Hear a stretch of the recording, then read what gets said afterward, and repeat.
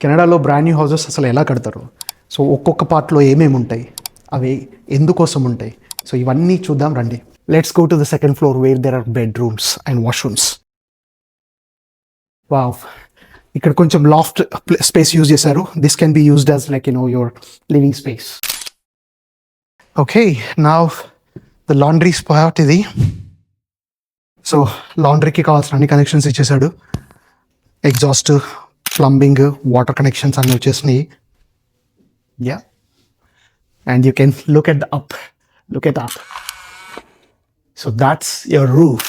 So నా ఆ రూఫ్కి and తర్వాత ఇక్కడ ఉండే ఈ ఫ్రేమింగ్ ఉంది కదా, ఈ మధ్యలో ఉండే స్పేస్ని యాటిక్ అంటారు. ఈ స్పేస్ని యాటిక్ ఇన్సులేషన్ తోటి ఫిల్అప్ చేస్తారు. So cold air, hot air లోపలికి రాకుండా ఆపేస్తుంది. Here we have beautiful view of pond and a park. It's a ravine lot. అంటే ఫ్యూచర్లో ఇక్కడ ఏం కన్స్ట్రక్షన్ జరగదన్నమాట. This is master and suite. ఇక్కడ స్టాండింగ్ షవర్ వస్తుంది. ఇక్కడ సింక్లు వస్తాయి అనుకుంటాను.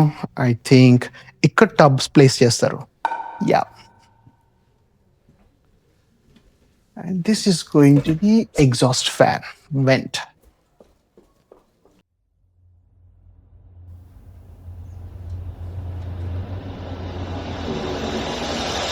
I think that's all.